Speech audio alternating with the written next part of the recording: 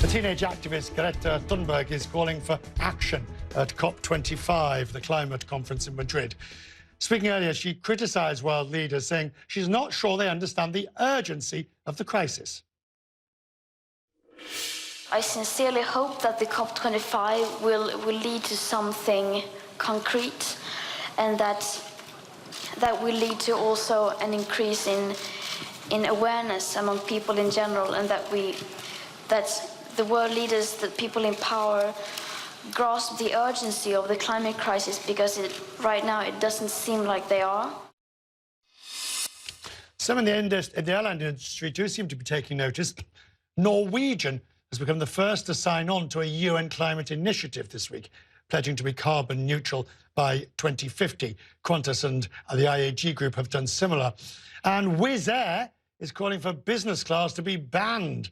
It's criticized, at least in Europe, it says. It's criticised legacy carriers, this is their advert, for their emissions in a new ad released on Thursday, saying business class passengers have double the carbon footprint of one of its passengers in its low-cost carrier.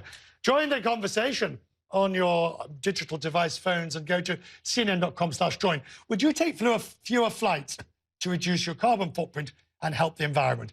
What, excuse me, would you take fewer flights? Bill Weir is in New York. COP25 is underway.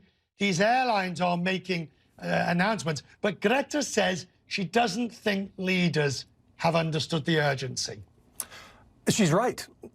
She says it with that sort of unflinching, unblinking honesty. She's right. Humanity set a record for carbon emissions last year, and it is certain to be topped this year. Same with burning coal.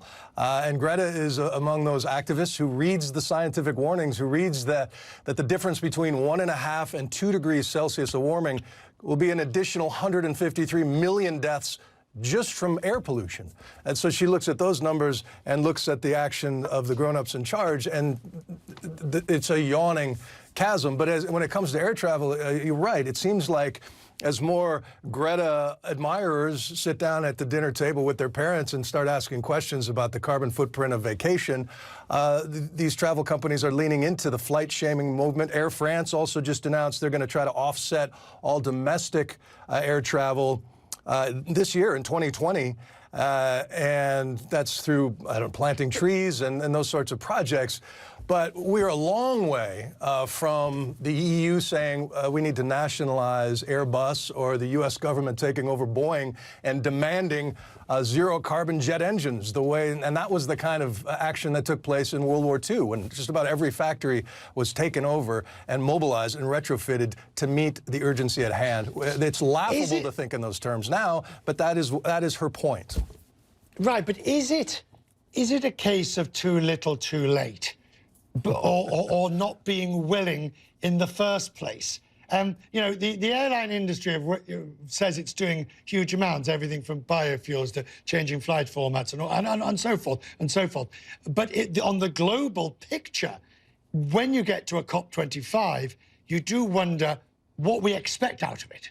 Well, that's it. And I mean, transportation is easy to pin on. You can see the tailpipe and you can imagine the jet trails helping warm up the planet. But if concrete were a country, it would be the 3rd largest emitter in the world, and China pours as much cement every 3 years as the United States did in the entire 20th century. So humanity needs a new kind of cement, a new kind of farming, a new kind of transportation, retrofitting every building that exists and thinking about new ones in the future. And I think when the enormity settles in, right, that's just as human nature is say it's impossible, so let's save what we have today. That's how essentially it seems like we're wired, and that's what makes this the greatest challenge ever. Okay, finally, those US states that say they are still going to follow and abide by the Paris Climate Accords, can they do it? There was a story I just read today, Santa Barbara, California, sort of the epicenter of the green movement. It's where Earth Day was created. They made vows 5 years ago. Not only did their small regional carbon footprint go down, it went up 15%. So yeah, it's much more difficult to make these promises and follow through with them. But there is a huge consortium of governors, mayors, businesses in the country. Now what will happen at COP25 is some sort of emissions trading scheme to at least get some mechanism in place where that coalition of the willing can participate. But it is every aspect of life.